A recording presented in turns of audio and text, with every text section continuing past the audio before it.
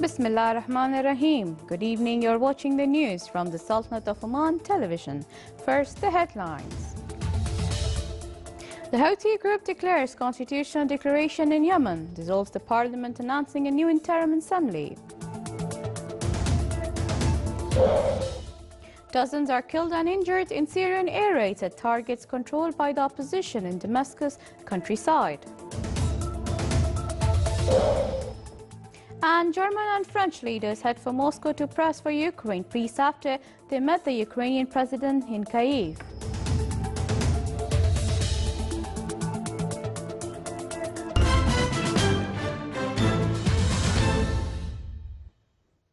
Those were the headlines. Now for the news in detail. The Houthi group started a conference in the presidential palace to announce constitutional declaration after Yemen's main political parties and members of the Houthi opposition failed to reach an agreement on how to end the country's current political impasse after negotiating for 7 hours in Sana'a yesterday. The declaration stated that the revolutionary leadership had decided to end the political stalemate in the country and decided to run the country in a transitional period. Yemen's Houthi movement dissolved the parliament, announcing a new interim assembly. The Houthis have previously set up a 3-day deadline for the political parties to reach a solution to fill the power vacuum left after Yemeni President Abd Rabbu Mansour Hadi and his cabinet resigned, and failure to do that will lead to an action from the revolutionary leadership to restore the country's authority. United Nations envoy to Yemen Jamal bin Omar left Yemen today.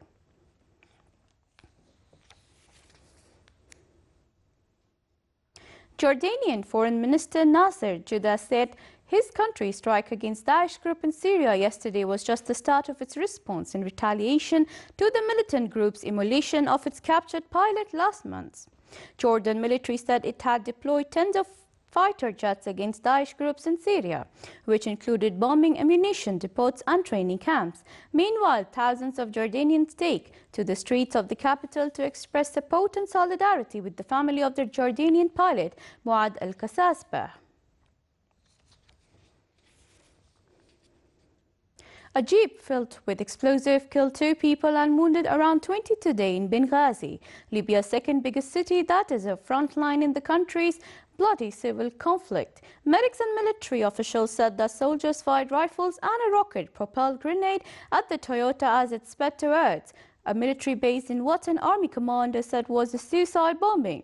The vehicle exploded, killing a man and a boy as well as the driver. The explosion happened in the Liti neighborhood where pro-government forces have been fighting militant group for months and where the two sides are still battling over control of the port district.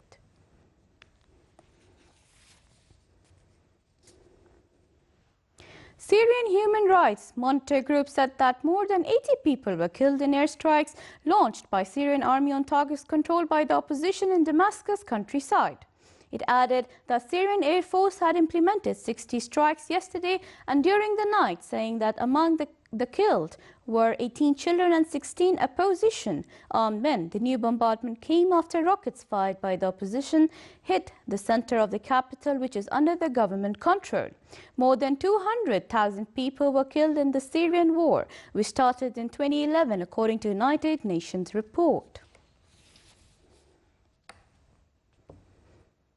Convoys of buses converged from 2 sides on the town of Debil Saif, eastern Ukraine today after separatists, rebels and government forces appeared to have patched together a truce to allow civilians to be evacuated.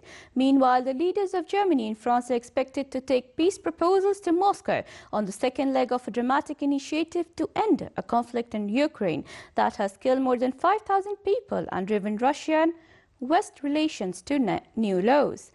The planned trip by Chancellor Angela Merkel and President François Hollande to see Russia's Vladimir Putin later in the day follows 5 hours of last night talks with Ukrainian leader Petro Poroshenko in snowbound Kyiv yesterday.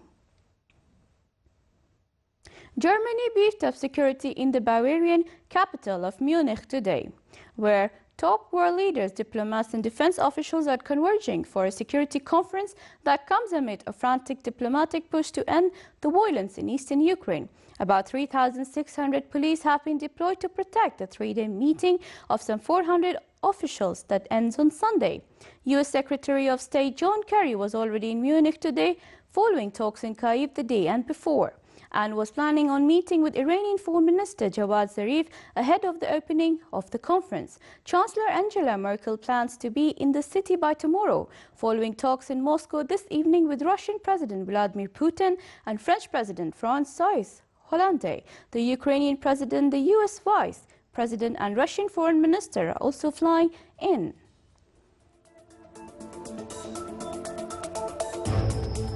Stay tuned because still to come in our news bulletin. The taste of coffee is changing in Myanmar's emerging middle class.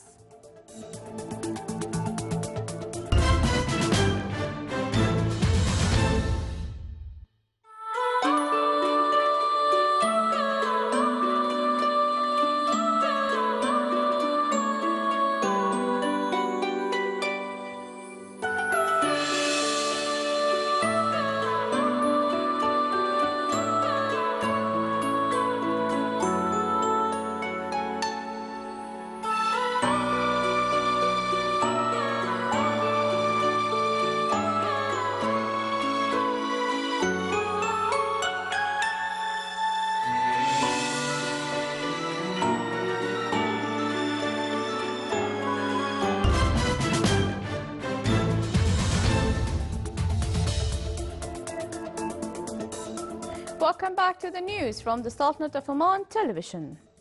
Dubai Mercantile Exchange DME said that Oman oil price April delivery has reached 55.66 US dollars per barrel. The DME statement today said that the price of Oman oil rose by 3.49 US dollars from the price of yesterday, which was 52.17 US dollars per barrel. The average price of Oman oil February delivery 2015 has stabilized at 61 US dollars and 1 cent. Thus $17.23 per barrel, lower than January delivery 2015. Activities of Arab Sculptures Forum concluded in Al Nasim Public Park in the Governorate of South Batna. It was supervised by the Ministry of Heritage and Culture.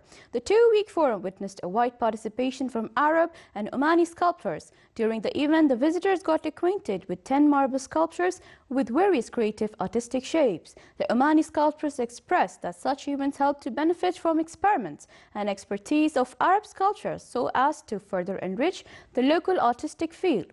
The participants will contribute on the local, regional, and international fields in order to further develop the Arab arts field.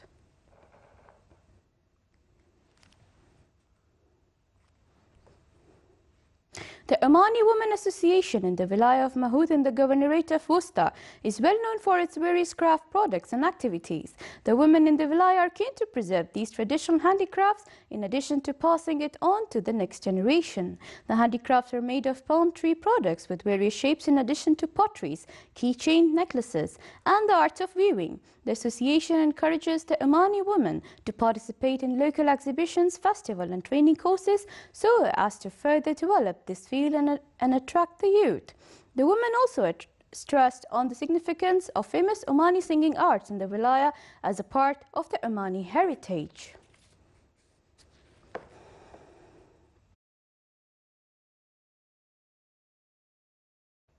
During winter season, Jabo Shams in the Vilayah of Hamra in the Governorate of Dakhiliya witnessed an active touristic movement from inside and outside the Sultanate. It was considered one of the important touristic destinations in the country, and it has many unique geological topography and elements as well as villages and nature narrating the genuinity of Omani people. Jabo Shams is the highest peak in the Sultanate of 3,000 meters above the sea surface. The area has also a number of modern touristic facilities and services in addition to natural scenery and other potentials. The bodies concerned in tourism field look forward to further develop services in Jabo Shams so as to make the area a destination for touristic investment.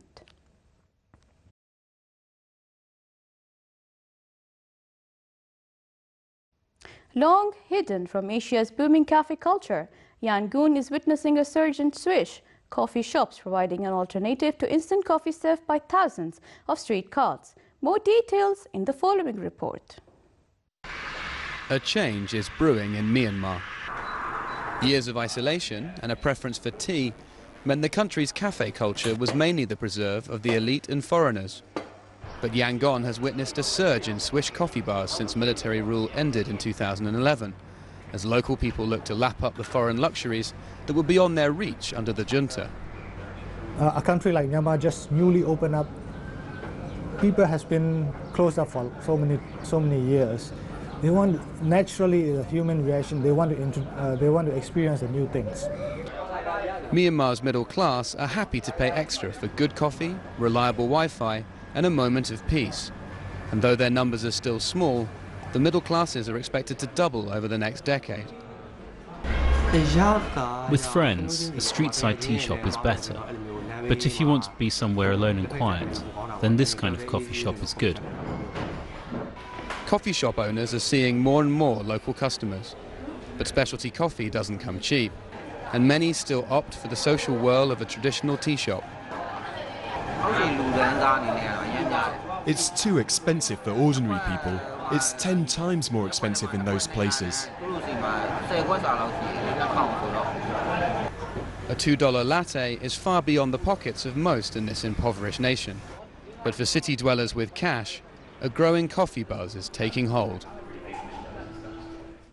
Heavy snowfall hits northern Spain, trapping hundreds of people in their cars on the roads overnight. Yesterday, parts of northern and central Italy were hit by heavy snow, causing travel problems and forcing the closure of some schools. Snow even fell in Venice, where the famous Piazza San Marco was underwater.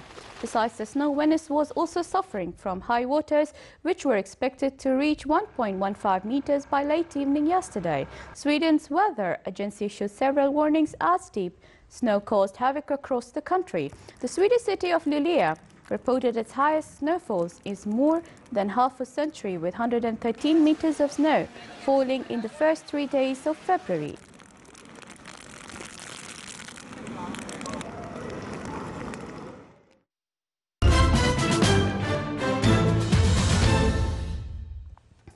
Now for the general weather forecast. Clear skies will prevail over the Sultanate, with chances of low clouds over the governorate of Musandam, Hajar Mountains and nearby areas, with chances of scattered rainfall and chances of low clouds and fog in the governorate of Worcester. Winds will be easterly to southeasterly, light to moderate. Seas will be slight to moderate along the Sea of Oman and the coast of the governorate of Musandam, with a maximum wave height of 1.5 meters, while it will be slight along the coast of Arabian Sea with a maximum wave height of 1.25 meters.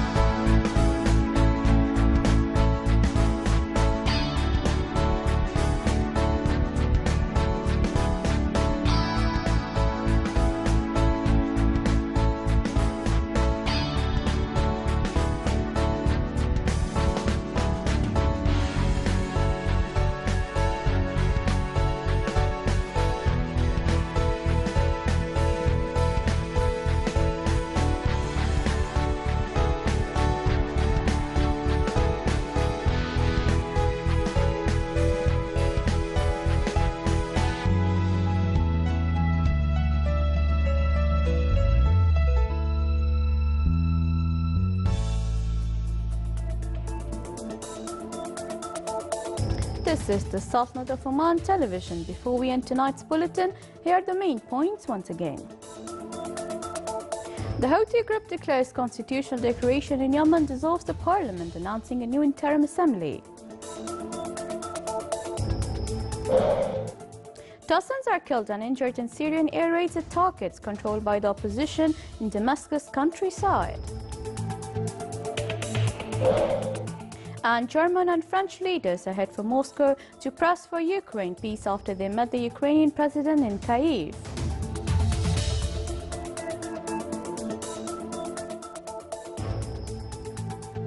From all of us at the newsroom and the studio, thank you for watching and good night.